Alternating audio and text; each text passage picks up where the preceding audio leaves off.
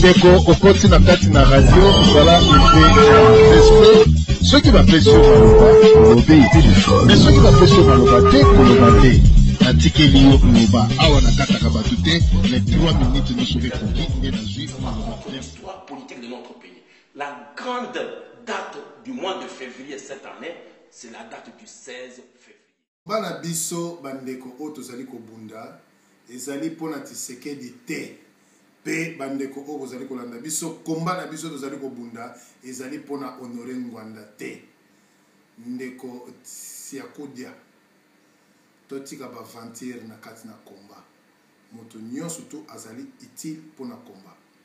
Oui, je vais exceptionnellement sans mon écharpe jaune mais avec une cravate rouge parce que le 16 février va marquer 22 ans jour pour jour le massacre de chrétiens congolais. Moi-même, je suis victime.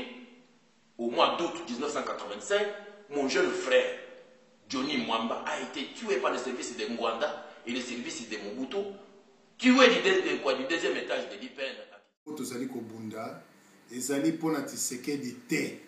Pe bandeko o bozali kolanda biso komba na biso tozali kobunda ezali pona Honoré Ngwanda te ndeko Siakudia totika ba vantir na kati na komba moto nyonso to azali utile pona komba. Nous nous a fait la demande stratégiquement en tant qu'homme politique. Je trouve que c'est une occasion en or qu'il faut saisir pour en finir avec l'occupation tutsi-rwandaise au Congo. Donc si je suis Ngwanda, je vais le suivre au Maroc, là où il se cache, et on n'arrivera nulle part avec lui.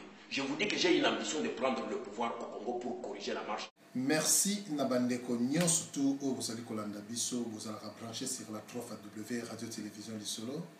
Et ça dit toujours Yabino DSV Diana sur le foot de vous pertal. Lelo Naïka Kapona Koyib Sabino, ba Congolais pe ba Congolaise bana Congo. Abanzi Bolandi déclaration à M.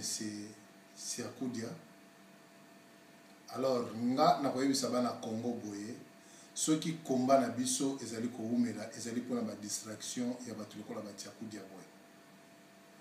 Alors, namoni na kati na combat au tribaliste komi, ngai na ko interpeller peuple congolais, congolaise nyos o za kolanda biso.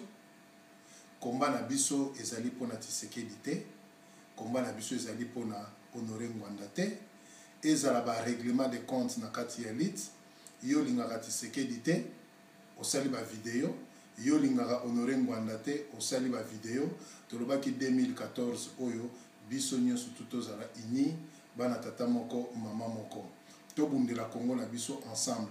Alors bandeko botika ba video ya buzoba ya ko critiquer Honoré Ngwanda ya ko critiquer Tshisekedi bango mibale bazali bana Congo. Congo esengi batu nyonso tu bazala ini po Congo na biso ekende liboso. Pe nako senga na bandeko Siakudia azali na autorité moko te ya ko annuler marche ya le premier oyo na mboka ya France et que akoloba marche wana ezali marche ya baibu. En tout cas ndeko Siakudia meka ko régler ba tir na yo pamba te ezali vraiment mabe ezali kolakisa vraiment que kokabola bana ya Congo. Bana ya Congo tozala ini naza ko interpeller tous les Congolais, tous les Congolaises, nyo surtout bana ya diaspora bokende ko soutenir marche ya le 1er février oyo kozala na France oyo bandeko ba organiser bino nyo surtout bokende biso nyo surtout kende to soutenir marche wana oyo pe ya le 16 biso nyo surtout kozala na mboka Belgique to ko soutenir marche wana to boyi ba problème na kati ya combat oyo to boyi ba règlement de compte soko zena makamuna Ngwanda kende ko lukae ozana makamuna Tshisekedi kende ko lukae boti ya mona mitu ya peuple congolais te nyo surtout ko ba video kozali ko sala ezali ko lalisa biso pongi bana ya Congo tozala toujours ini totika makambi ya Ngwanda Tshisekedi boye na boye biso nyo surtout kamama pomboka na biso to sikola distraction ya Siakudia ekende musika liboso na biso ezalaki toujours ya bino DSV Diana sur le foot de vous pertal to comme na suka ya masolo na biso bobo meseni mbote na bandeko obolandaki biso ete ya bino tolongwa na kati na distraction. Merci.